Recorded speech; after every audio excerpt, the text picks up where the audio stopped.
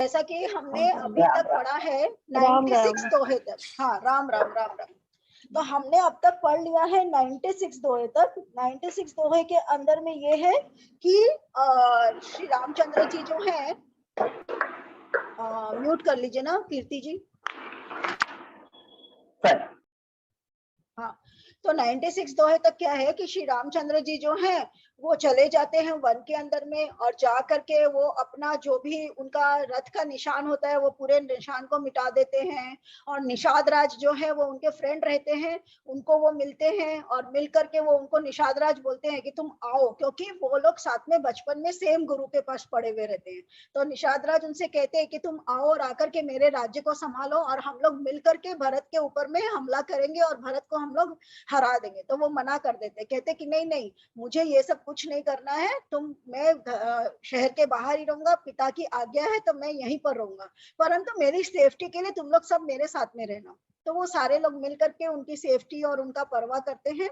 तो बार बार रामायण के अंदर में, जैसे कि मैंने पहले भी बताया था, रामायण में बार बार बताते कि रामचंद्र जी बहुत अच्छे हैं, बहुत सीधे हैं, बहुत मन के सच्चे हैं, बहुत धर्म पे चलते हैं, परंतु कभी भी वो अपने आप को लूज नहीं छोड़ते, मतलब हमेशा कॉशियस रहते हैं। तो कभी भी ये नहीं है कि किसी के ऊपर में अंधविश्वास करते हैं। भगवान है परंतु अंधविश्वास किसी के ऊपर भी वो नहीं करते हैं।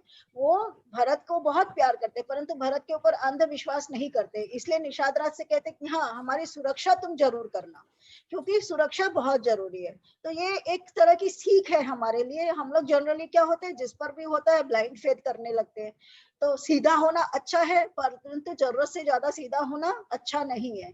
हमेशा आदमी को सीधा होना चाहिए, परंतु at the same time cautious भी रहना चाहिए। ये बार बार रामायण में रामचंद्र जी के कैरेक्टर के थ्रू हम लोग लर्न करेंगे।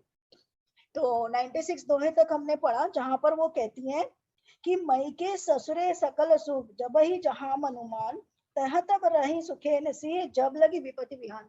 ये दोहा किसने बोला है, किसी को याद है क्या? एक हफ्ता हो गया है ना, तो मैं बता देती हूँ कि सुमंत जो है ना, वो ये कहते हैं उनसे कि जब वो रामचंद्र जी सुमंत्र से कहते हैं कि अब आप वो रथ लेकर के वापस चले जाइए, तो सुमंत्र कहते हैं कि मुझे दशरथ जी ने आज्ञा दी है कि मैं 13 दिन आप लोगों को वन में रखूं, कि 13 दिन में से एक एक दिन एक एक अवधि की तरफ पूरा हो जाएगा, तो आप 14 वर्ष का वनवास, 14 महीने 14 दिन रह करके और वो वनवास काट करके वापस आ जाइएगा। तो ये मुझे दशरथ जी ने आदेश दिया है। और उन्होंने मुझे एक और आज्ञा दी है कि सीता अगर चाहे तो मायके में रहे, चाहे ससुराल में रहे। इसमें यही कह रहे इस दोहे में कि मायके ससुरे सकल सुख, जब ही जहां अनुमान, जहां मन माने मायका या ससुराल, जहां चाहे वहां रहे, परंतु वन में ना रहे, वापस लौट करके आ जाए मेरी बहू रानी, कहीं वन में ना रहे, ऐसा मुझे दशरथ जी ने आज्ञा दी है। तो यहाँ तक हमने पढ़ा। अब आगे का हम लोग ले लेते हैं। विनती भूप की ने जय भांति, आरती प्रीति न सो कही जाती, पितु संदेश सुनि कृपा निधाना, सियहि दीन न सिख कोटि विधाना। राजा ने जिस तरह विनती की है वह दीनता और प्रेम कहा नहीं जा सकता। कृपा निधान श्री रामचंद्र जी ने पिता का संदेश सुनकर सीता जी को करोड़ों प्रकार से सीख दी। तो पिता का संदेश सुनकर के वो सीता जी से कह रहे हैं, ये एक्चुअली में वाल्मीकि रामायण में यहाँ सारी सीख नहीं है। जितनी भी सीख है वो वन में जाने के पहले है। वन में जाने के पहले श्री रामचंद्र जी बहुत सी बातें सीता जी से कहते कि रह जाओ मत जाओ ये सब, तो सीता जी उनको ताना कसती है ना।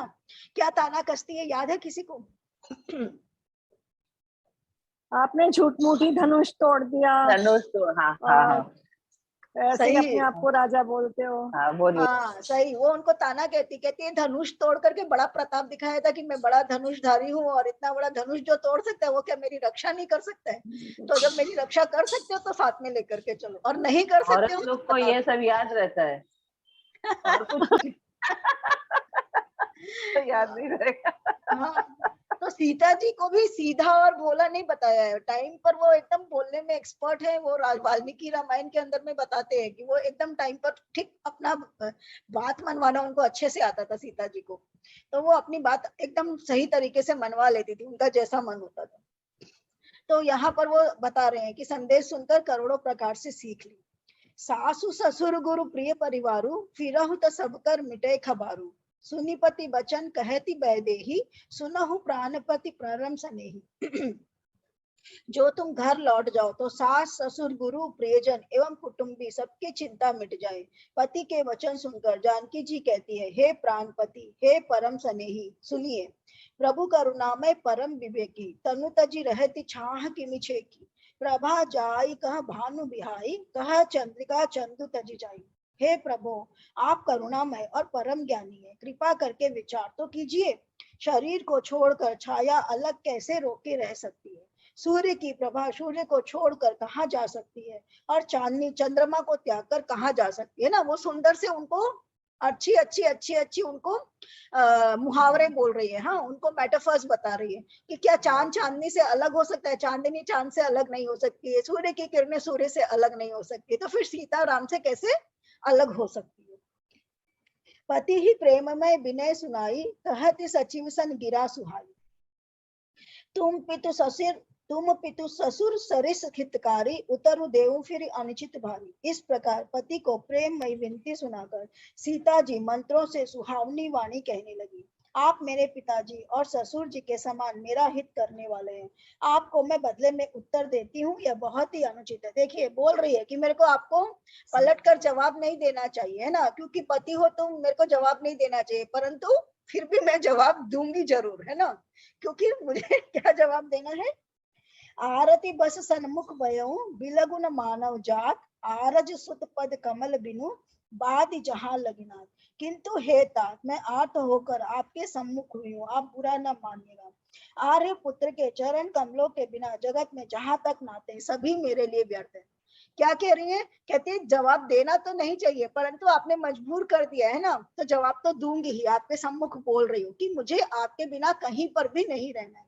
तो she is a very strong person, है ना। मैंने बार बार बोला, सीता जी अबला नारी नहीं है, वो बहुत स्ट्रॉन्ग है, उनको अपने मन की करनी आती है।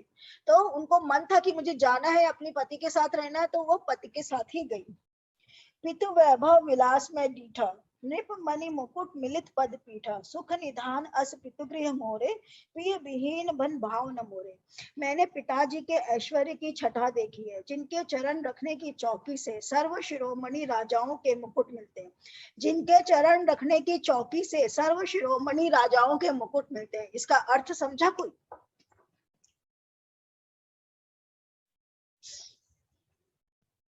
जिनके चरण चौकी रखने की चौकी से सर्व शिरोमणि राजाओं के मुकुट मिलते हैं, यानी कि इतने सारे राजाओं को वो जीत चुके हैं, उनके आगे इतने लोग शीश झुकाते हैं। स्वर्ण, कोई ऐसा नहीं कि राजाओं का मुकुट रखा है, लाइक इतने लोग उनके आगे शीश झुकाते हैं, क्योंकि वो चक्रवर्ती सम्राट है। तो मैंने वो वैभव और वो छटा सब देखी है। ऐसे पिता का घर भी जो सब प्रकार के सुखों का भंडार है, पति के बिना मेरे मन को भूल कर भी नहीं भाता। चाहे कितना भी हो तो भी मुझे पसंद नहीं है। आप ना हर जगह देखेंगे पहले के जमाने में कि लेडीज लोग जो होती ना बड़ी स्ट्रांग होती थी, जो मन आता था ना वो करती थी। आपको वो सावित्री का स्टोरी पता होगा कि सावित्री जो होती है वो प्रिंसेस रहती है, परंतु वो सत्यवान से विवाह कर लेती। क्यों? उसको सत्यवान के साथ ही विवाह करना था। और वो इतनी स्ट्रांग होती है कि वो धर्मराज से लड़ करके अपने पति की आत्मा को वापस ले आती है। तो पहले के जमाने से आजकल का जमाना ही ऐसा नहीं है कि भैया लड़की लोग जो है बहुत आगे निकल रही है, लड़कियां बहुत तेज हो रही है। वो जमाने से लड़कियां जो है एक्सट्रीमली स्ट्रांग और एक्सट्रीमली तेज होती थी। तो कह रही है कि मैंने बहुत बहुत प्रकार के सुख और वैभव देखे, तो मुझे सुख और वैभव में उलझाने का कोशिश मत कीजिए। ससुर चक्कवई कौशल राव, भुवन चारिदस प्रगट प्रभाव। आगे होई जेहि सुरपति लेई, अरथ सिंहासन आसन उदे। मेरे ससुर कौशल राव चक्रवर्ती सम्राट है, जिनका प्रभाव 14 लोकों में प्रकट है। इंद्र भी आगे होकर जिनका स्वागत करता है और अपने आधे सिंहासन पर बैठने के लिए स्थान देता है। ससुर इतिहास अवध निवासु, प्रिय परिवार मातु समसासु। बिनु रघुपति पद पदम परागा, मोहि केव सपने सुखद न लागा। ऐसे ससुर अयोध्या का निवास, प्रिय कुटुंबी और माता के समान सासु, ये कोई भी श्री रघुनाथ जी के चरण कमलों की रज के बिना मुझे स्वप्न में भी सुखदायक नहीं लगते। अगम पंत बन भूमि पहारा, करी के हरि सर सरित अपारा। कोल किरात कुरंग विहंगा, मोहि सब सुखद प्राणपति संगा। दुर्गम रास्ते, जंगली धरती, पहाड़, हाथी, सिंह, अथाह तालाब एवं नदियां, कोल, भील, हिरन और पक्षी प्राणपति के रहते हुए, ये सभी मुझे सुख देने वाले होंगे।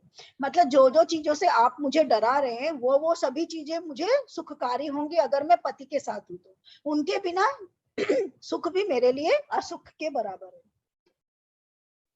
सास ससुर सन मोरी हुती, विनय कर भी परिपाय, मोर सोच जन करिए कछु, मैं बन सुखी सुखाए। अतः सास और ससुर के पांव पकड़कर मेरी ओर से विनती कीजिएगा कि वे मेरा कुछ भी सोच ना करें, मैं वन में स्वभाव से ही सुखी हूँ। ऐसे भी अगर आप पहले के जमाने में देखेंगे ना, तो आप में से किसी को लगता है कि पहले के जमाने में सास ससुर के साथ रहते थे बेटे बहू? कितनों को पता है कि रहते थे? पहले तो जॉइंट फैमिली ज्यादा होती थी, भाभी के सास ससुर दादी सास सब रहती थी। पहले का जमाना मतलब रामायण और महाभारत के जमाने में।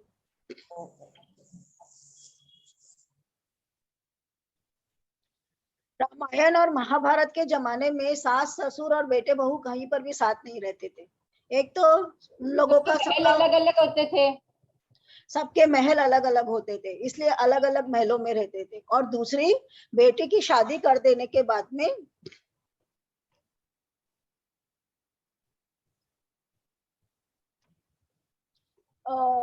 बेटे की शादी कर देने के बाद में वो लोग क्या होता था, वानप्रस्थ आश्रम में चले जाते थे। वानप्रस्थ आश्रम मतलब कि ऐसी जगह जहां पर ऋषि मुनि रहते थे, क्योंकि उनको अपना लाइफ को वो लोग 4 अंग में डिवाइड कर लेते थे। तो पहला वाला वो है, और पहला वाला बाल्य है, और दूसरा उनकी जवानी वाला दिन है। तो उतने दिन वो लोग बच्चे जब तक उनके बड़े होकर के, जब तक उनके बच्चों की शादी है, यानी कि उनका कर्तव्य जो उनको अगली पीढ़ी को जो डेलीगेट करना है, उतना डेलीगेट करने तक ही वो लोग साथ में रहते थे। उसके बाद वो लोग वानप्रस्थ आश्रम चले जाते थे। वानप्रस्थ में जाकर के वो लोग पति पत्नी साथ में रहते थे और अपना समय जो है भगवान की भक्ति में और भगवान का क्या बोलते पूजा पाठ में और ऋषि मुनि के साथ बिताते थे। और उसके बाद का जो समय है वो सन्यास का है। जब सन्यास का समय आता था तो पति पत्नी भी साथ में नहीं रहते थे, फिर वो लोग भी अलग अलग।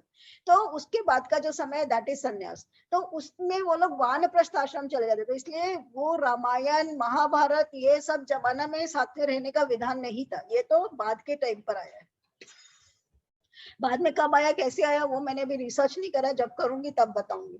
परंतु वो जमाने में विधान नहीं था, अलग अलग महलों में रहते थे। आप पूरी रामायण में पढ़ोगे कि रामचंद्र जी का महल अलग था, दशरथ जी का महल अलग था, सभी रानियों के महल अलग थे, सब अलग अलग रहते थे, कोई साथ में नहीं रहता था। ऐसे ही आप वहां पर भी देखोगे ना, तो दशरथ का ये क्या बोलते हैं भीष्म पितामह का अलग महल, उनका अलग महल, सबके अलग अलग अलग अलग महल। तो वो सब अलग अलग रहते थे कि आपका ड्यूटीज पूरा करना है, आपको अटैचमेंट नहीं हो। साथ में रहने से क्या होता है, अटैचमेंट हो जाता है। सो अलग अलग शुरू से ही, जैसे ही बच्चों की शादी हुई वो अलग महल में, तो अटैचमेंट धीरे धीरे आपका उनके साथ में कम होने लगता है, तब आप आराम से वानप्रस्थ आश्रम को जा सकते हैं। So that was the reason. हाँ, बच्चों के जब बच्चे होते थे तो मतलब वो लोग वानप्रस्थ में गए हुए रहते थे, उसके बाद होते थे। वो वानप्रस्थ से आ गए वो एक अलग बात है, परंतु रहते सब वानप्रस्थ में ही थे, कोई साथ में नहीं रहते थे। एक बार वो ये अगर तो भाभी राजा लोग का बात हुआ, जनरल आदमी तो साथ में ही रहते थे। जनरल लोग भी शायद, क्योंकि जनरल लोगों का हिस्ट्री हमको पता नहीं है, तो मैं ऐसे समझती हूँ कि कोई चीज फॉलो होता होगा, वही ट्रेडिशन होता होगा। वो प्रथा होगी कि भी जब राजा जा रहा है तो फिर प्रजा भी क्योंकि ये प्रथा था, वो जमाने का ही प्रथा था कि 4 आश्रम होते थे। तो मेरे ख्याल से वो ऋषि मुनियों के लिए भी होते होंगे, इसीलिए पहले के जमाने में ऋषियों के बहुत आश्रम होते थे और ऋषियों के आश्रम में बहुत बहुत लोग रहते थे और राजा लोग खूब दान पुण्य करते थे, इसीलिए शायद ऋषियों को, कि वहां जो लोग रहते हैं उनको किसी को भी तकलीफ नहीं है। क्योंकि अगर वानप्रस्थ में कोई चला जाएगा तो उसके खाने पीने का इंतजाम कैसे होगा ना, तो इसीलिए शायद लोग राजाओं को और उनको वो हिसाब से चलता होगा। प्रथा ही वही था, बिकॉज कहीं पर भी शास्त्रों के अंदर में ऐसे वर्णन नहीं है कि क्षत्रिय के लिए अलग धर्म है और उसके लिए अलग धर्म है, सबके लिए सेम धर्म है। शूद्र को छोड़ करके ब्राह्मण, क्षत्रिय और क्या बोलते हैं वैश्य, तीनों के लिए ये चारों धर्म है। सिर्फ शूद्र को लिए वो धर्म नहीं, बिकॉज शूद्र को का काम है सेवा करना, तो शूद्र को हमेशा सेवा करना पड़ेगा, तो शूद्र के लिए वही नियम है। बाकी सबके लिए ये तीनों के लिए एक ही नियम है कि तीनों को ये 4 आश्रम में रहना चाहिए। तो मेरे ख्याल से लोकल लोगों के लिए भी, जनरल पब्लिक के लिए भी वही रहता होगा। मैंने पढ़ा वो पुराना खाता था 2020। तो वो कह रही है कि मैं चाहे जो भी कुछ हो जाए, मैं रहूंगी तो पति के साथ में ही रहूंगी। प्राणनाथ प्रिय देवर साधा, वीर धुरीन धरे धनु भाता, नहीं मग श्रम भ्रमु दुख मन मोरे, मोहि लगी सोचु करी जनि भोरे।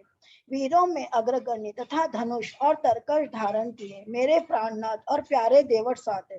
इससे मुझे न रास्ते की थकावट है, न भ्रम है, और न मेरे मन में कोई दुख ही है। आप मेरे लिए भूल कर भी सोच न करें। तो वो कह रही कि आप मेरी तरफ से ये संदेश किसको देना, दशरथ जी को देना। वो ये सारी बातें सुमंत्र को बता रही। सुनी सुमंत्र सिय शीतली बानी, भयउ बिकल जनु फनि मनि हानि, नयन सूझ नहीं सुनई न काना, कहीं न सकई कछु अति अकुलाना। सुमंत्र सीता जी की शीतल वाणी सुनकर ऐसे व्याकुल हो गए जैसे सांप मणि खो जाने पर। नेत्रों से कुछ सूझता नहीं, कानों से सुनाई नहीं देता। वे बहुत व्याकुल हो गए, कुछ कह नहीं पाते। तो जब हम लोगों को क्या होता है, हम लोगों का जी उठता है तो कैसा होता है, हम लोग का जब जी उठेगा तो क्या होगा। ये सारी जितनी भी चीजें वो बता रहे हैं, ये सारी जी उठता है, जब चित्त उठता है, जब आपको एकदम अचानक से लगता है कि कुछ अच्छा नहीं लग रहा, तो क्या होता है हम लोगों को। देखो, हम लोगों सबके साथ में ऐसे होता है कि हम लोग को आंखों के आगे अचानक से अंधेरा छा जाएगा, कानों से लगेगा कुछ सुनाई नहीं दे रहा है, एकदम अचानक से जी उठ जाएगा, धड़कन बढ़ जाएगी, है ना। क्यों, कुछ समझ में नहीं आता है क्या करें। तो वो वैसे ही जब सुमंत्र को पता चलता है कि ये तो वापस जाएंगे नहीं, सीता जी भी नहीं जाएगी, और मुझे जाकर के दशरथ जी को जवाब देना है, तो उनकी अवस्था वैसी वाली हो जाती। राम प्रबोध कीन बहु भांति, तदपि होती नहीं शीतली छाती, जतन अनेक साथ हित किन्ने, उचित उतर रघुनंदन देने। श्री रामचंद्र जी ने उनका बहुत प्रकार से समाधान किया। तो जब उनका जी उठ गया तो उनको बहुत तरह से समझाया, ठीक है, तो भी उनकी छाती ठंडी नहीं हुई। अब जी उठ गया तो तुरंत तुरंत कैसे होगा, तुरंत आपको एक बार अगर आप बेचैन हो गए तो आपको चैन जल्दी से नहीं आता है, तो उनको तभी भी चैन नहीं आता। साथ चलने के लिए मंत्री ने अनेकों यत्न किए, पर रघुनंदन श्री रामचंद्र जी यथोचित उत्तर देते गए। वो जो जो उनको क्वेश्चन करते गए, जैसे जैसे उनको बोलते गए कि भाई तुम्हारे लिए ये धर्म है वो धर्म है, उसका उन्होंने बराबर बराबर श्री रामचंद्र जी ने जवाब दिया। उनकी किसी भी बात में वो आते नहीं। उन्होंने डिसाइड कर लिया था कि he has to go to जंगल। मेट जाई नहीं राम रजाई, कठिन करम गति कछु न बसाई, राम लखन सिय पद सिर लाई, फिरो बनिक जिमि मूर गवाई। श्री राम जी की आज्ञा मेटी नहीं जा सकती, कर्म की गति कठिन है, उस पर कुछ भी वश नहीं चलता। श्री राम लक्ष्मण और सीता जी के चरणों में सिर नवाकर सुमंत्र इस तरह लौटे जैसे कोई व्यापारी अपना मूल धन गवाकर लौटे। तो उनको जब व्यापारी का सब कुछ लुट जाता है, मूल धन गवाकर लौटे मतलब सब कुछ लुट गया, तो जब आपका सब कुछ लुट जाएगा तो आपकी हालत कैसी होगी, है ना। तो वैसी ही हालत, जैसे सब कुछ लुट गया हो वैसी हालत में सुमंत्र वापस लौटने को विवश हो जाते, बिकॉज श्री रामचंद्र जी ऐसा ही चाहते। रथुहा क्यों है राम तन, हेर हेर ही नाई, देख निषाद विषाद बस, धुनहि शीश पछताई। सुमंत्र ने रथ को हाँका, घोड़े श्री रामचंद्र जी की ओर देख देख कर हिनहिनाते हैं। यह देखकर निषाद लोग निषाद के वश होकर सिर धून धून कर पछताते। देखिए, जानवरों को है ना बहुत पता चलता है, जानवर को आप जितना प्रेम देंगे उतना प्रेम लेते हैं ना। आजकल तो कहते हैं कि अगर पेड़ पौधों के पास जाकर के प्रेम से बात करो तो पेड़ भी खिलने लगते हैं। आपने कभी ऐसा किया है, किसी ने ऐसा किया है? हाँ, आप अगर रोज किसी जैसे तुलसी के गाछ को हम लोग रोज वाइब्रेशन देते हैं ना, तो हाँ, रामा जी को पता होगा, बिकॉज उनके पास तो बहुत सारे पेड़ पौधे हैं। तो जितना पेड़ पौधों को प्यार दोगे ना उतने पेड़ पौधे खिलते हैं। आप उनसे जितना प्रेम से बात करो पेड़ पौधा उतना ही खिलता है। तो वैसे ही घोड़ा है, जानवर है, उनको भी बहुत पता चल रहा है। तो जब उनको समझ में आ जाता है घोड़ों को कि उनको वापस लौटना है, तो वो लोग हिनहिना करके वापस वापस श्री रामचंद्र की ओर देख रहे हैं। मतलब घोड़े भी छोड़कर नहीं जाना चाह रहे, वो भी चाहते हैं कि वो श्री रामचंद्र जी के साथ रहे। क्यों, प्रेम जहां मिलता है वही इंसान रहना चाहता है ना। तो घोड़ों को भी उन्हीं से प्रेम है, वो भी उन्हीं के साथ रहना चाहते हैं। जासु वियोग बिकल पशु ऐसे, प्रजा मातु पित जिनहि कैसे, परबस राम सुमंत्र पठाए, सुरसरी तीर आप तब आए। जिनके वियोग में पशु इस प्रकार व्याकुल है, उनके वियोग में प्रजा माता और पिता कैसे जीते रहेंगे। श्री रामचंद्र जी ने जबरदस्ती सुमंत्र को लौटाया, तब आप गंगा जी के तीर पर आए। फिर वहां से अब वो लोग फाइनली पूरा का पूरा सीमा को क्रॉस करके अब एकदम वो जो बोल रहे हैं ना कि अज्ञातवास टाइप से, कि भाई अब उनको कोई खोज नहीं सकता, वैसे वाले उसमें वो लोग चले जाएंगे। मागी नावन केवटु आना, कहि तुम्हारे मर्म में जाना, चरण कमल रज कहूं सब कहि, मानुष करनी मूरी कछु आई। तो अब वो श्री राम ने केवट से नाव मांगी, पर वह लाता नहीं। केवट कौन है? मैंने पिछले हफ्ते बताया था, जो नाविक जो नाव को खेता है, केवट। हाँ, केवट कोई वहां पर जो हाँ, वहाँ जो आदिवासी रहते हैं ना, जिनको आपने बताया था। करेक्ट। ये जो निषाद राज है, इनकी जो जाति है वो प्रजाति है केवट। तो ये सारे ही केवट है, क्योंकि जितने भी नाव खेरे हैं, जिसको हम लोग आजकल बोलते हैं ना मछुआरे, हाँ मछुआरे, तो वैसे ही ये सारे के सारे ही केवट हैं। तो वो कहते हैं कि मुझे नाव पार करनी है। ये वाला जो प्रसंग है जिसमें केवट मना कर देता है, और ये सारा का सारा प्रसंग, ये पूरा का पूरा तुलसीदास जी की तुलसीदास जी का थॉट है। जैसे मैं श्रृंगार करती हूँ तो मेरा एक थॉट चलता है कि मेरे को ऐसा श्रृंगार करना है, ऐसे श्रृंगार करना है। हाँ। तो वैसे ही ये एक तुलसीदास जी की कल्पना है। क्या बोल रही थी बेटा?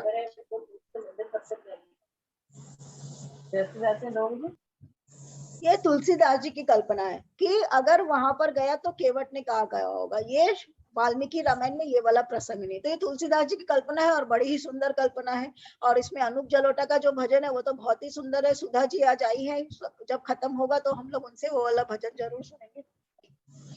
तो माघी नाव न केवट आना, कहीं तुम्हार मर्म मैं जाना, चरण कमल रज कहूं सब कहीं, मानुष करनी मूरी कछुए।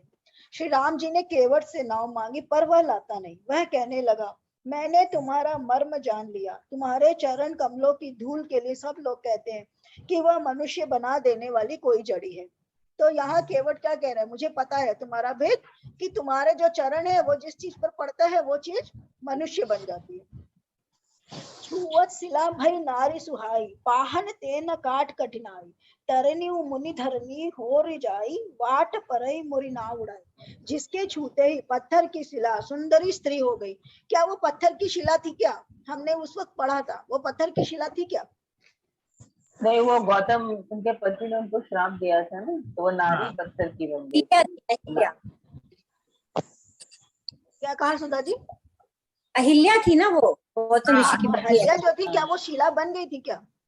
नहीं, उसके ऊपर आप बताए थे ना बहुत कुछ लग गया था। तो हाँ, तो जैसे उन्होंने उसको, गौतम ऋषि ने जब उनको श्राप दिया, तो जैसे अब अगर कोई कोमा में चला जाता है, तो कोमा में रहता है तो क्या होता है, उसको पता नहीं सांस रहता, प्रश्वास सब चलता रहता, परंतु उसको कुछ पता नहीं होता। तो वैसे ही वो एक काइंड ऑफ कोमा में चली गई थी जब तक श्री रामचंद्र जी नहीं आते। तो उसके ऊपर में मोज लग गया, उसके ऊपर में सारी चीजें लग रही, उसको होश नहीं है, क्योंकि उसको कोई संभाल नहीं रहा है। She is like that.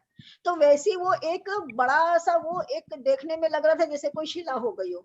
और वो श्री रामचंद्र जी जब उसको छूते, आप उसको पावर देते, जब वो उनका पावर उसको लगता है तो वो उठ करके खड़ी हो जाती है। तो that was not Shila, but ये कल्पना है, कवि की कल्पना। तो वाल्मीकि रामायण के अंदर में ये क्लियरली लिखा हुआ है कि वो कोई शिला नहीं रहती है, बट तुलसीदास जी की अलग कल्पना है। तो वो कह रहे हैं कि आपके छूते ही पत्थर की शिला सुंदरी स्त्री हो गई।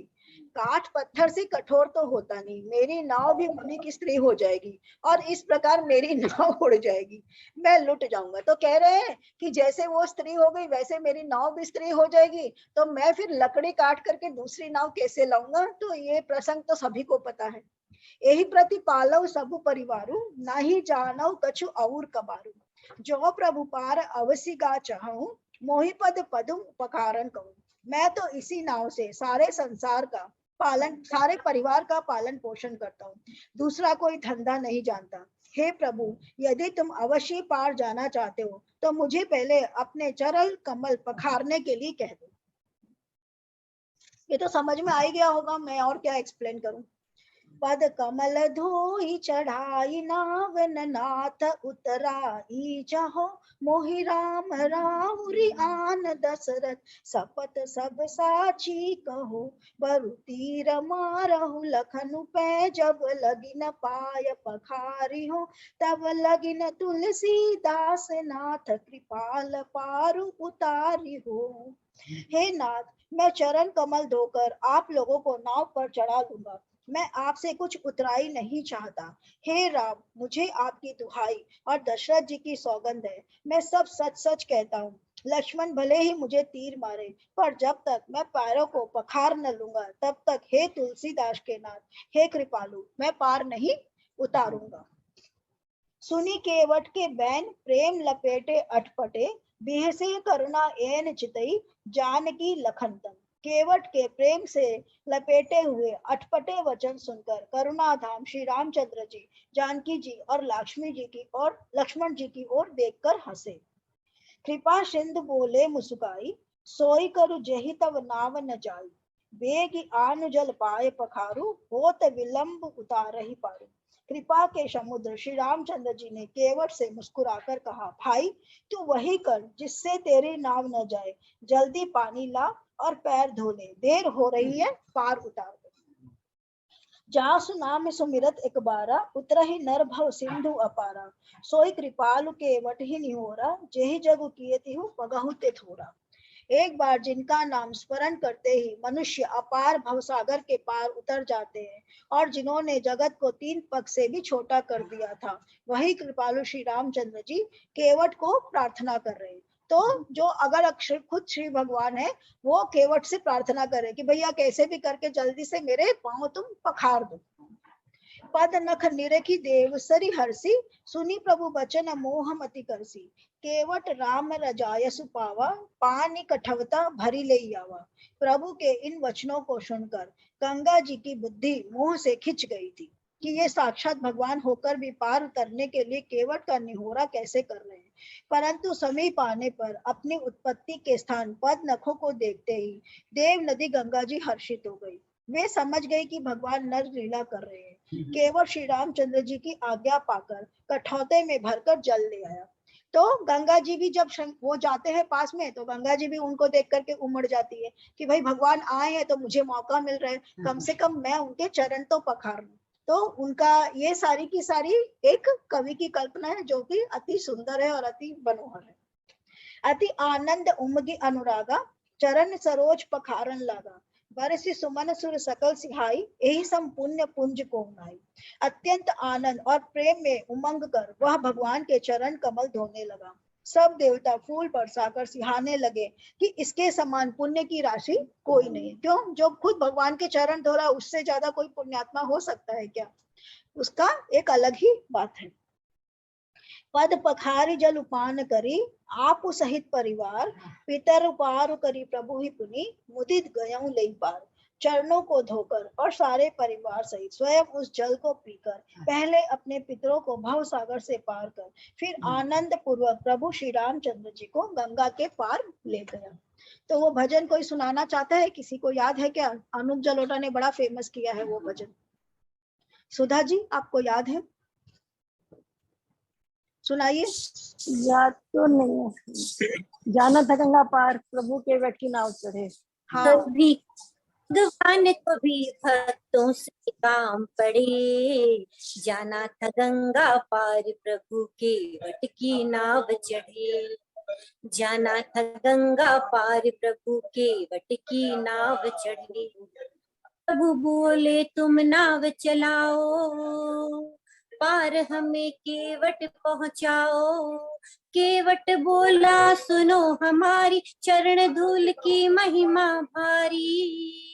मैं गरीब नैया मेरी कहीं नारी न होए पड़े जाना था गंगा पार प्रभु के वट की नाव चढ़ी जाना था गंगा पार प्रभु के वट की नाव चढ़ी। चली नाव गंगा की धारा सिया राम लखन को पार उतारा। प्रभु देने लगे कि नाव उतराई केवट बोला नहीं रघुराई। पार किया है मैंने तुम्हें, अब मुझे भव से पार करे। जाना था गंगा पार प्रभु के वट की नाव चढ़ी। जाना था गंगा पार प्रभु के वट की नाव चढ़ी। अति कभी सुंदर, कभी अति सुंदर। तो ये सुंदर सा भजन है जो कि अनूप जलोटा ने फेमस किया। अनूप जलोटा भी ये भजन गा करके एकदम फेमस हो गए ना। उसके पहले पता नहीं इतने फेमस थे कि नहीं थे, परंतु ये प्रसंग लेकर उन्होंने इतना सुंदर भजन लिखा और बहुत ही सुंदर से गाया भी है उन्होंने। और वो जो तान लेते थे ना वो भजन के अंदर में, वो अगर किसी को याद होगा तो वो तान टन करके वो जो तान लेते थे, वो भी उसका एक अलग ही आनंद था। तो ये था कि वो ये सारा का सारा जो प्रसंग है ये पूरा का पूरा जैसे मैंने बताया तुलसीदास जी की कल्पना है। ठीक है, तो केवट ने उतार कर तीन के और प्रभु ने भाव सागर से पार कर फिर आनंद पूर्वक प्रभु को गंगा जी के पार ले गया। तो क्या कहता है कि भाई मुझे उतराई कुछ मत दो तुम मेरे को, मैंने तुमको पार उतारा है, तुम मेरे पूर्वजों को पार उतारना और मुझे भी पार उतारना, अकेले नहीं, सबको साथ में लेकर के मैं सबके साथ में पार जाऊंगा। ठीक है, उतरी ठाड़ भई सुरसरी रेता, सी रामो गुह लखन समेता, केवट उतरी दंडवत किन्ना, प्रभु ही सकुच यही नहीं कछु दिन्ना। निषाद राज और लक्ष्मण जी सहित श्री सीता जी और श्री रामचंद्र जी उतरकर गंगा जी की रेत में खड़े हो गए। तब केवट ने उतरकर दंडवत की। उसको दंडवत करते देखकर प्रभु को संकोच हुआ कि इसको कुछ दिया नहीं। पिए ही की सी जनन निहारी, बनी मुदरी मन मुदित उतारी, कहेऊ कृपाल ले ही उतराई, केवट चरण गहे अकुलाई। पति के हृदय की जानने वाली सीता जी ने आनंद भरे मन से अपनी रत्न जटित अंगूठी उतारी। कृपालु श्री रामचंद्र जी ने केवट से कहा, नाव की उतराई लो। केवट ने व्याकुल होकर चरण पकड़ लिए। नाथ आज मैं काह न पावा, मिटे दोष दुख दारिद दावा, बहुत काल में कीन मजूरी, आज दिन विधि बनी बली बुरी। हे नाथ, आज मैंने क्या नहीं पाया, मेरे दुष दोख और दरिद्रता की आग आज बुझ गई। मैंने बहुत समय तक मजदूरी की, विधाता ने आज बहुत अच्छी भरपूर मजबूरी दे दी। अब कछु नाथ न चाहिए मोरे, दीन दयाल अनुग्रह तोरे, फिरति बार मोहि जो देवा, सो प्रसाद में सिर धरि लेवा। हे नाथ, हे दीन दयाल, आपकी कृपा से अब मुझे कुछ नहीं चाहिए। लौटती बार आप मुझे जो कुछ देंगे वह प्रसाद में सिर चढ़ाकर लूंगा। बहुत किन्न प्रभु लखन से नहीं कछु केवट ले, विदा किन्न करुणायतन भगत विमल बरुते। प्रभु श्री राम जी, लक्ष्मण जी और सीता जी ने बहुत आग्रह किया पर केवट कुछ नहीं लेता। तब करुणा के धाम भगवान श्री रामचंद्र जी ने निर्मल भक्ति का वरदान देकर उसे विदा किया। अब इसके अंदर में क्या है ना कि वाल्मीकि रामायण में प्रसंग आता है कि जब ये लोग नाव की उतराई के लिए, नाव जो है एक अकेला केवट नहीं होता है, बिकॉज गंगा जी को पार करना बड़ी सी नदी है, तो 4-5 जो केवट होते हैं वो लोग साथ में रहते हैं, क्योंकि 4-5 जन चाहिए होते हैं, एक अकेला नाव को खेल नहीं पाएगा 3 लोगों के साथ में। तो एक इधर एक उधर ऐसे करके 4-5 लोग मिल करके, मतलब 5-6 लोगों को निषाद राज साथ में भेजते हैं ताकि 5-6 केवट जाकर के उनको संभला करके उतरा करके आए और बाद में उनको पर्ण कुटी वगैरह कुछ भी जो बनाना पड़ेगा उसमें वो लोग मदद करें। तो श्री रामचंद्र जी जब जाते हैं नाव के अंदर में तो बड़ी सी नाव में जाते हैं, क्योंकि साथ में उनके धनुष भी है, उनके बाण भी है, तो बहुत सारा सामान है, तो एक अकेला केवट उस नाव को खे नहीं सकता था। तो 6-8 जन जाते हैं और उस नाव को खे करके उनको पार लेकर के जाते हैं। तो उसके अंदर में वाल्मीकि रामायण में ऐसे प्रसंग है कि जब बीच नदी जब बीच में वो लोग पहुंचते हैं बीचों बीच, तो वहां पर सीता जी जो है बोलती है कि अब इस नाव को रोक दो। उस नाव को रोक देती है और रोकने के बाद में वो गंगा जी का जल लेकर के वहां पर शपथ लेती है और मन्नत लेती है कि मुझे तुमको वापस एकदम अच्छे से, मतलब 14 साल का वनवास काट करके मैं एकदम अच्छे से वापस आऊं, और जब मैं वापस आऊंगी तो तुम्हारा असंख्य, कितना असंख्य, कुछ 100 ऐसे वो कहती कि मैं तुम्हारे 100 क्या बोलते हैं ना वो यज्ञ करवाऊंगी, असंख्य यज्ञ करवाऊंगी, सहस्त्र यज्ञ करवाऊंगी। सहस्त्र का मतलब 1000, तो मैं 1000 यज्ञ की तुम्हारे को वो तर्पण करूंगी, तो तुमको मुझे सही सलामत मुझे वापस लेकर के आना, क्योंकि मैं ये छोड़ करके जा रही हूँ तो मुझे वापस तो जरूर आना है, और आकर के वापस मुझे इस राज्य को संभालना है, इस राज्य की मुझे पटरानी बनना है। तो तुम ये वहां पर वो शपथ लेती है। तो ये पूरा का पूरा प्रसंग वाल्मीकि रामायण में है कि वो वहां पर गंगा जी को रोकती हैं, हाथों में जल लेती हैं, जल लेकर के तर्पण करती हैं, और तर्पण लेके जब भी हम लोग कोई संकल्प करते हैं तो पंडित जी क्या करते हैं, हाथों में क्या देते हैं संकल्प के पहले? गंगा जल देते हैं ना, तर्पण करो पहले। संकल्प के लिए जल लेते हैं हम लोग, है ना? चावल देते हैं ना, चावल और जल। हाँ, जल। जल लेते हैं, चावल भी लेते हैं, परंतु मेन तो संकल्प के जल लिए जल लेते ही हैं। होता है। बिकॉज जल जो होता है वो सबसे प्योर होता है, सबसे शुद्ध है। और जो आप संकल्प के अंदर में वो लेते हैं वो चावल नहीं लेते हैं, दैट इज यू टेक अक्षत। तो अक्षत अलग है और चावल अलग है, क्योंकि चावल जो होता है वो पॉलिश्ड राइस है, उसके अंदर में से धान का ऊपर का कवरिंग वगैरह सब निकाल करके रख देते हैं, तो वो चावल है। वो चावल में घुन लग सकता है, मगर अक्षत जो होता है उसमें घुन नहीं लगता है, बिकॉज अक्षत इज कोटेड, उसके ऊपर में कवर्ड है वो। So that is why it is अक्षत। अक्षत जिसका कभी क्षय नहीं होता है, जिसकी कभी क्षति नहीं होती है, दैट इज अक्षत। ये मुझे अभी मेरे जो बनारस से पंडित जी आए उन्होंने मुझे अभी बताया कि चावल नहीं होता है, अक्षत होता है, बिकॉज जिसकी कभी क्षति नहीं होती है वो अक्षत है, एंड दैट इज वो वाला धान है जिसके अंदर में कोटेड है, राइस के अंदर जो कोटेड है, दैट इज वो, ये वो वाला है। तो वो उन्होंने बताया मुझे। तो ये या तो आप अक्षत लेते हो और नहीं तो आप जल ले लो, तो चावल नहीं लेना है। तो वो जल लेकर के संकल्प करते हैं। तो वो वहां से आया कि सीता जी जल लेकर के संकल्प करती हैं बीच नदी के अंदर में कि मैं वापस आऊंगी, और वापस आने के बाद में अच्छे से आऊं और वापस आकर के मेरा राज्य संभालूं, और मेरे जो पति हैं उनको वापस से ये राज्य मिले, वो इस राज्य के राजा बने, और तब ये सब कुछ जब होगा तो मैं तुम्हारा 1 सहस्त्र यज्ञ करवाऊंगी। तो शुरू से उनका मतलब सीता जी जो रहती है उनका एकदम सिंगल पॉइंट एजेंडा रहता है कि मैं साथ में जाऊंगी, साथ में रहूंगी, वापस आकर के हमें क्या करना है, वापस से अयोध्या को संभालना है, वहां का राज्य हमारा है। तो हम लोग को भी तो ऐसा ही रहता है।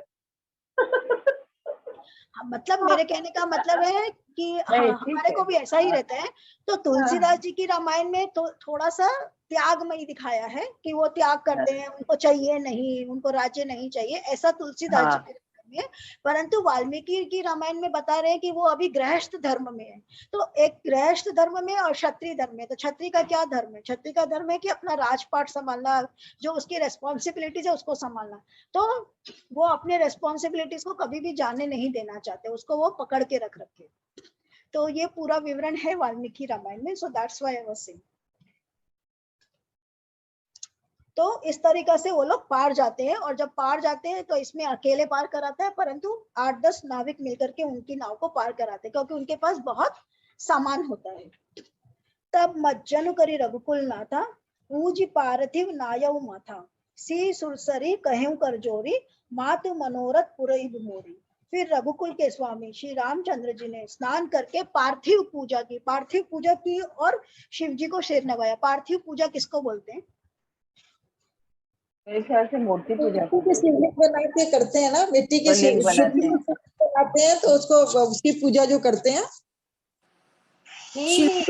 हाथों से बना। ओके, करेक्ट है। और कि मन से मतलब भगवान नहीं, मतलब जैसे कोई मूर्ति नहीं है, कुछ नहीं, आप ध्यान कहीं भी, जैसे कि आपके पास कोई मंदिर नहीं है, कुछ भी नहीं है, उस जगह पर आप बैठ के सिर्फ भगवान का ध्यान करके, और जैसे आप भगवान का ध्यान करें, फिर जैसे आप भगवान को श्रृंगार कर रहे हैं, भगवान पर जल चढ़ा रहे हैं, फूल चढ़ा रहे हैं, वो सब आप मन से सारा, आप कहीं भी कितनी भी दूर जाके वो भगवान जो आप बता रहे हैं ना आंटी, वो मानस पूजा हुई, वो मानस पूजा। दैट इज नहीं, मानस। पार्थिव तो वो खुद में अपने हाथों से मिट्टी से खुद शिव जी बनाते हैं, उसको पार्थिव। हाँ, मतलब कोई भी पूजा, खाली शिवलिंग ही नहीं, कोई भी चीज जिसको आप बना करके पधार देते हैं, जिसको आपने प्राण प्रतिष्ठा करके, जिसको आपने स्थापित नहीं किया, दैट इज पार्थिव पूजा। जैसे हम लोग गणगौर ला रहे हैं ना, गणगौर लाते हैं, हम उसकी प्रतिष्ठा नहीं करते, हम गणगौर ला रहे हैं, पूजा करते हैं और उसको फिर विसर्जन कर देते हैं।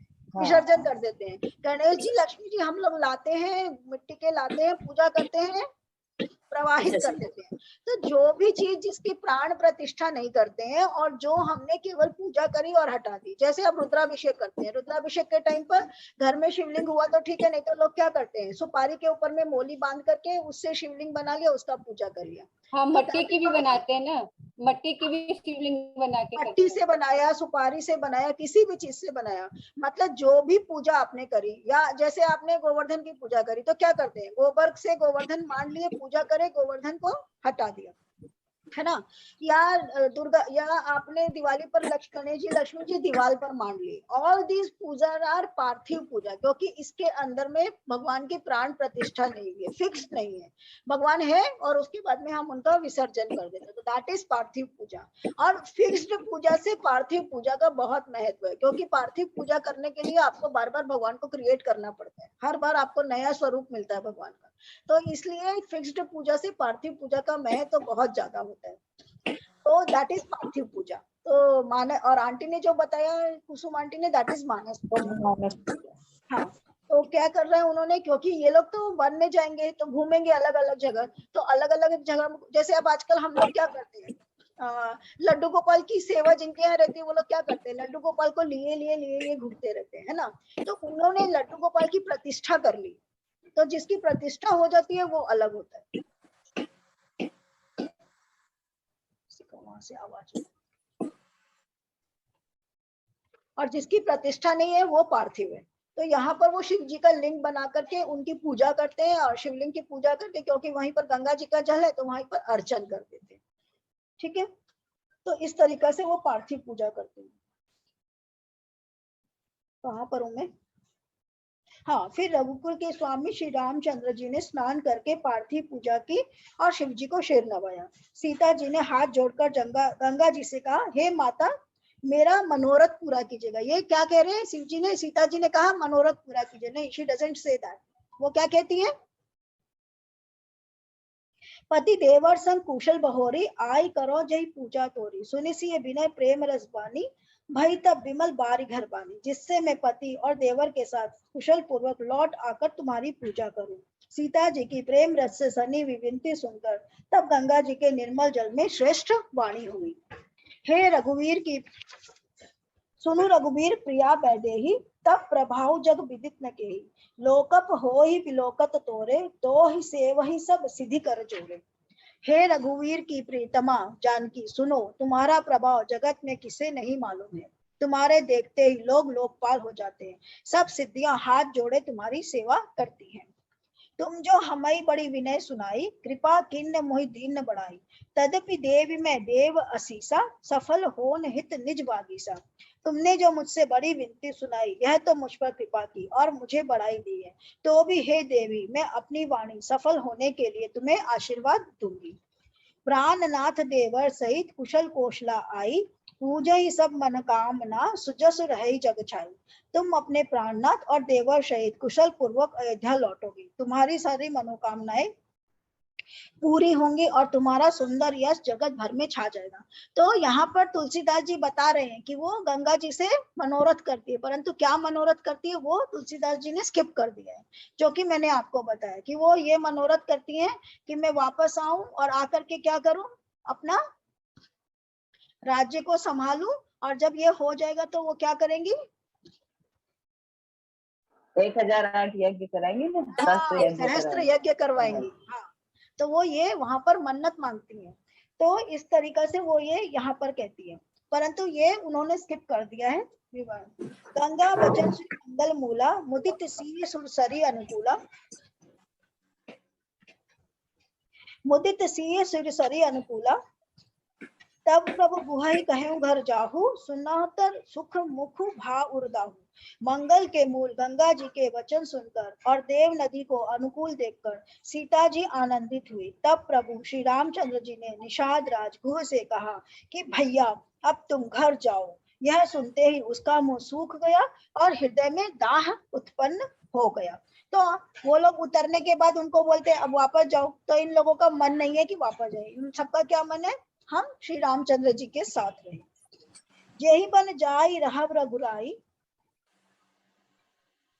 तीन बचन को कहकर जोरी, विना सुनऊ रघुकुल मनि मोरी, नाथ साथ रही पंथु दिखाई, करी दिन चार चरण से निकाई। वो लोग कह रहे हैं कि हे नाथ हमें साथ रहने दीजिए, थोड़े दिन हम आपके चरणों की सेवा करेंगे। तो मेरी विनती सुनिए, मैं आपके साथ रहकर रास्ता दिखाकर 4 दिन चरणों की सेवा करके, मतलब थोड़े दिन आपको अच्छे से सेटल डाउन करके तब हम लोग लौट जाएंगे, तब तक हमको रहने दीजिए। जही बन जाई रहब रघुराई, परन कोटि में करबि सुहाई, तब मोहि कह जैसी देव रजाई, सोई करई हूँ रघुवीर दुहाई। हे रघुवीर, जिस वन में आप जाकर रहेंगे वहां मैं सुंदर पर्णकुटी बना दूंगा, तब मुझे आप जैसी आज्ञा देंगे, मुझे रघुवीर की दुहाई है, मैं वैसा ही करूंगा। तो तब मुझे जैसी, देखिए यहाँ रजाई का क्या मतलब है कि जैसी आप मुझे आज्ञा देंगे, रजा यानी कि आपकी अनुमति, रजाई यानी कि आपकी आज्ञा को मैं पालन करूंगा, रजा से रजाई है ना, कि हम लोग किसी को पूछते ना कि तुम्हारी रजा है क्या इसमें, यानी कि तुम्हारी आज्ञा है क्या, तुम्हारी अनुमति है क्या, तुम्हारी हाँ है क्या, तो वैसा ही बता रहे रजाई। हे रघुनाथ, जिस वन में आप जाकर रहेंगे वहां मैं पटा बना दूंगा, तब आप मुझे जैसी आज्ञा देंगे, तब मोहि कह जैसी देव रजाई, जैसी मुझे आज्ञा देंगे मैं रघुवीर वैसा ही करूंगा। सहज स्नेह राम लखितासु, संग लीन गुह हृदय हुलासु, पुनि गुह ज्ञाति बोल सब लीने, करी परितोष विदा तब किन्ने। उनके स्वाभाविक प्रेम को देखकर श्री रामचंद्र जी ने उसको साथ में लिया, इससे गुह के हृदय में बड़ा आनंद हुआ। फिर गुह ने अपनी जाति के लोगों को बुला लिया और उनका संतोष करा के तब उनको विदा किया।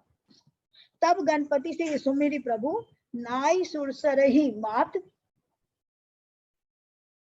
सखा अनुसिय सहित बन, गवन किन्न रघुनाथ। तब प्रभु श्री रघुनाथ जी गणेश जी और शिव जी का स्मरण करके तथा गंगा जी को मस्तक नवाकर सखा निषाद राज, छोटे भाई लक्ष्मण जी और सीता जी सहित वन को चले।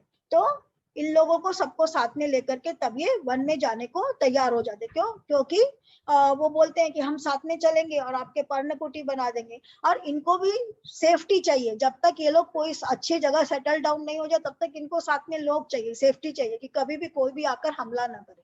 तो इसलिए श्री रामचंद्र जी तैयार हो जाते हैं साथ में सबको ले जाने के लिए। तेई दिन भयउ बिटप तर बासु, लखन सखा सब किन्न सुपासु, प्रात पात कृत करी रघुराई, तीर्थ राज दीख प्रभु जाई। उस दिन पेड़ के नीचे निवास हुआ। लक्ष्मण जी और सखा गुह ने सब सुव्यवस्था कर दी। प्रभु श्री रामचंद्र जी ने सवेरे प्रातः काल की सब क्रियाएं करके जाकर तीर्थों के राजा प्रयाग के दर्शन किए। सचिव सत्य श्रद्धा प्रिय नारी, माधव सरिष मितु हितकारी, चारि पदारथ भरा भंडारू, पुण्य प्रदेश देश अतिचारु। उस राजा का सत्य मंत्री है, श्रद्धा प्यारी स्त्री है और श्री वेणी माधव जी सरी के हितकारी मित्र हैं। चारों पदार्थों से भंडार भरा है और वह पुण्यतम प्रांत ही उस राजा का सुंदर देश है। ये किसके बारे में हो रहा है? प्रयागराज। प्रयागराज यानी जिसको आज हम लोग इलाहाबाद बोलते हैं ना। तो पार करके ये लोग कहाँ पहुंच जाते हैं? प्रयागराज पहुंच जाते हैं, गंगा जी को पार करके। और पार करने के बाद वापिस अब उसका नाम प्रयागराज हो गया, बोल रहे हैं ना इसको प्रयागराज, वापिस नाम प्रयागराज हो गया उसका, वापिस नाम प्रयागराज। तो अब आप सोचिए कि रामायण कितने साल पहले लिखी हुई है ना, जो वाल्मीकि की रामायण है वो कितने साल पहले लिखी हुई है। अगर किसी किताब में अगर ये विवरण लिखा हुआ है कि इस नदी को पार करके वो फलाना इंसान उस जगह पहुंच जाएगा, वो नदी अगर आज भी उस जगह, यानी कि कितने सालों पुराना होगा ये सारा का सारा का था, यानी कि कितने साल पुराना है हमारा भारत का वर्ष, है ना। क्योंकि आज भी मौजूद है वो रामायण। कितने वर्षों लोग कहते हैं कि ये सब पता नहीं हुआ था कि नहीं हुआ था, किसी का मन गढ़ंत हो सकता है। तो ये जो नदियां हैं, ये जो जगह है, ये सारी मन गढ़ंत थोड़ी है ना। तो ये नदी आज भी है, वो गंगा जी आज भी है, वो पार करके आज भी प्रयागराज ही आता है। जो वाल्मीकि के जमाने में आता था वही आज भी आ रहा है ना। तो कितने साल पुरानी है गंगा जी की नदियां और कितने साल पुराना है ये सारा का सारा चरित्र। प्रयाग क्षेत्र उस राजा का सत्य मंत्री है, श्रद्धा प्यारी स्त्री है और श्री वेणी माधव जी सरीखे हितकारी मित्र है। चारों पदार्थों से भंडार भरा है और पुण्य में प्रांति उस राजा का सुंदर देश है। तो ये प्रयागराज ऐसा है कि प्रयागराज का राजा कौन है? सत्य। प्रयागराज में सत्य ही राजा है और प्रयागराज में श्रद्धा ही प्यारी स्त्री है। यानी कि प्रयागराज की ऐसी महिमा है कि प्रयागराज में सत्य ही राजा है, वहां किसी राजा की जरूरत नहीं, वहां सत्य का राज्य है। और वहां श्रद्धा प्यारी स्त्री, वहां सारे के सारे लोग श्रद्धा से रहते हैं। और श्री वेणी माधव जी सरीखे हितकारी मित्र हैं। और श्री वेणी माधव जो उस वक्त के वहां के कोई वो रहे होंगे, तो वो श्री वेणी माधव जो है वो वहां के हितकारी मित्र हैं। चारों पदार्थों से भंडार भरा है और वह पुण्य में प्रांति उस राजा का सुंदर देश है। क्षेत्र अगम गढ़ु गाढ़ सुहावा, सपने हूं नहीं प्रति पछिन्न पावा। सेन सकल तीरथ वर बीरा, कलुष अनेक दलन रंधीरा। प्रयाग क्षेत्र ही दुर्गम मजबूत और सुंदर गढ़ है, जिसको स्वप्न में भी शत्रु नहीं पा सके हैं। संपूर्ण तीर्थ ही उसके श्रेष्ठ वीर सैनिक है, जो पाप की सेना को कुचल डालने वाले और बड़े रणधीर हैं। तो ये प्रयागराज का वर्णन है इसके अंदर में, कि प्रयागराज जो है वो कैसा है, वहां का राजा कौन है और वहां श्रद्धा चलती है। फिर वो क्षेत्र दुर्गम है, मजबूत है, सुंदर है, उसको स्वप्न में भी शत्रु नहीं पा सके। कोई शत्रु चाहे भी तो इन चारों चीजों को आप किसी भी जगह में जाकर के जगह को क्या कर सकते हैं, जगह को जीत सकते हैं, परंतु क्या आप विचारधारा को जीत सकते हैं?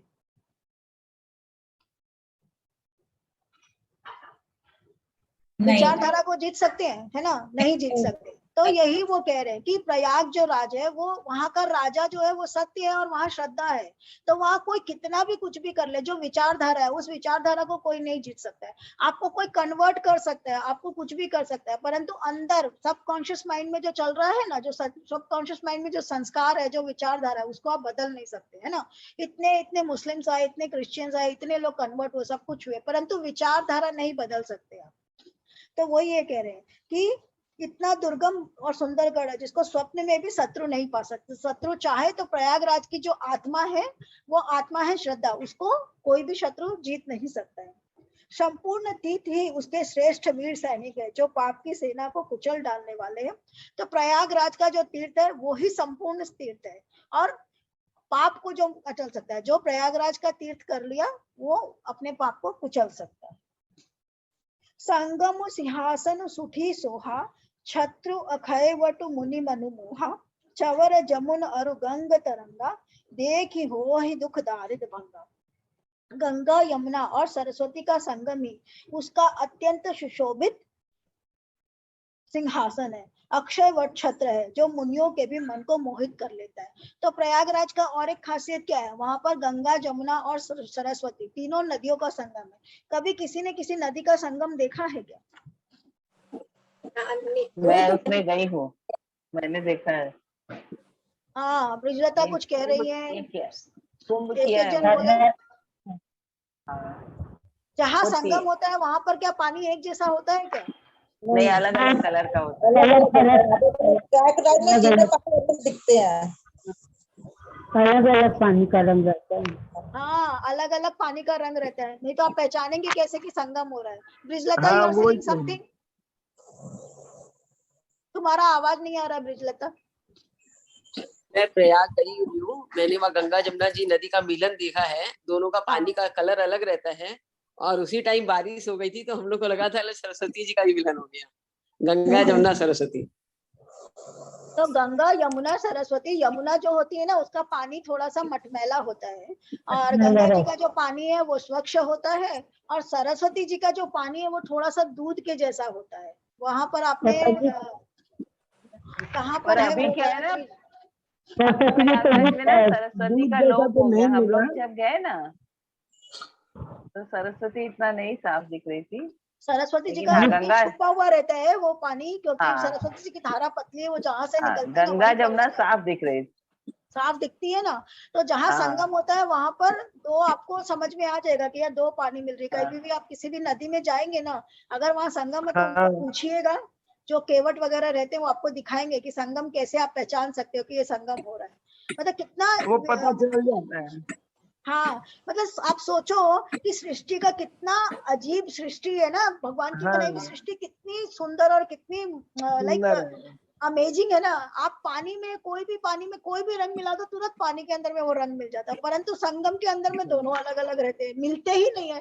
कहाँ वो एक अलग अलग ही रहते हैं, मतलब पानी का करंट है क्या है वो पता नहीं। है ना, परंतु मिलते नहीं। एक इधर से जा रहा होता है, एक उधर से आ रहा होता है, दोनों मिल जाते हैं वहाँ। दोनों मिल जाते हैं और दोनों अपना अपना इंडिविजुअलिटी को मेंटेन करके रखते हैं। बाद में कहा जाता है स्वरूप में मिलते सागर में एक हो रहे हैं, परंतु वहां तो दोनों अलग अलग ही रहते हैं, अलग अलग दिखते हैं। हाँ, अलग अलग ही है। तो इतनी एकदम सुंदर सही। भगवान ने प्रकृति बनाई है कि वो प्रकृति का छटा देखने से ही लगता है कि ओ माय गॉड कितनी सुंदर ईश्वर की प्रकृति है, कि एकदम विचित्र है ना ये वाला चीज कि पानी दो पानी साथ में रह करके भी नहीं मिलता। तो ये संगम है। दो सागर भी जब मिलते हैं ना तो उनका भी कलर डिफरेंट होता है। हाँ, दो सागर जब मिलते होंगे, महासागर जिसको बोलते हैं ना, जब सागर मिलते हैं, सागर का मिलन भी जहाँ मिलते हैं ना उनका भी कलर डिफरेंट रहता है। प्रशांत महासागर और हिंद महासागर में है। हाँ, तो हो सकता है, बिल्कुल हो सकता है। मैंने तो सागर का मिलन देखा नहीं, नदियों का तो संगम देखा है। हाँ, सागर का मैं तो देखा है, केरल में है। सागर का देखा था, गए थे तब वो केरल थे तब उसमें क्रूज पे देखे थे। केरला में है ना, तो केरला में सागर का संगम मैं अभी तक गई नहीं हूँ, रामेश्वरम। बहुत अच्छा, साफ साफ दिखाई देता है। कन्याकुमारी में भी शायद कुछ होते हैं ना, कन्याकुमारी में ना बहुत अच्छा है। हाँ, कन्याकुमारी तो जैसे उन्होंने एक जन ने बताया गंगा सागर है, गंगा सागर में भी देखिए इधर में गंगा है और उधर में समंदर है, परंतु इधर का पानी मीठा है, उधर का पानी खारा है। आप अगल बगल में गंगा सागर में देखो, अगल बगल में गंगा जी और सागर मिल रहे हैं, जहाँ पर गंगा है वहाँ पानी मीठा है, जहाँ इतने से ये मान लीजिए ऐसे ही ना, बस इतना ही दूर दूर ये गंगा और ये सागर, यहाँ पानी मीठा यहाँ पानी खारा। इतनी विचित्र माया है प्रभु की, मैं बता नहीं सकती। तो बड़ी विचित्र विचित्र प्रभु की प्रकृति है और बड़ी विचित्र माया है, हम लोगों के बस की बात नहीं। तो वो कह रहे हैं कि ये सारा का सारा प्रयागराज का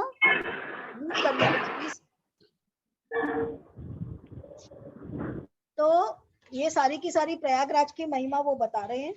संगम सिंहासन सुठी सोहा, छत्रु अखैबट मुनि मनु मोहा, चवर जमुन अरु गंग तरंगा, देखी होई दुख दारुद बंगा। गंगा यमुना और सरस्वती का संगम ही उसका अत्यंत सुशोभित सिंहासन है। अक्षय वट छत्र है जो मुनियों के भी मन को मोहित कर लेता है। यमुना जी और गंगा जी की तरंगे उसके चवर है, जिनको देखकर ही दुख और दरिद्रता नष्ट हो जाती है। तो ये यहाँ पर इसको कह रहे हैं कि ऐसे लगता है जहां पर जो संगम हो रहा है, वो संगम जो है वो एक सिंहासन है, और वो सिंहासन के ऊपर में राजा कौन है, और वो संगम ही सिंहासन है, और वो संगम सिंहासन का दो चवर है, मतलब वो सिंहासन के दो चवर हैं, जिनको गंगा और जमुना ये चवर है। इस तरीके से उन्होंने इसका वर्णन किया है संगम का, कि इतना अद्भुत है वो संगम।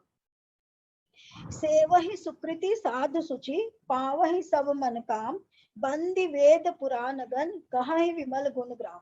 पुण्यात्मा पवित्र साधु उसकी सेवा करते हैं और सब मनोरथ पाते हैं। वेद और पुराणों के समूह भाट है जो उसके निर्मल गुण गणों का बखान करते हैं। तो ये सारा का सारा प्रयाग की महिमा के बारे में है। तो आज हम लोग यहीं तक पढ़ेंगे, दोहा नंबर 105, ठीक है ना। इसके बाद का जो प्रसंग है वो हम लोग अगले मंगलवार को लेंगे, बिकॉज शुक्रवार को हम लोग करने वाले हैं महाकाल और अमलेश्वर। ये दोनों पास पास में ओंकारेश्वर और महाकालेश्वर, तो ये दोनों ही शिवलिंग के बारे में हम लोग पता करेंगे, ठीक है।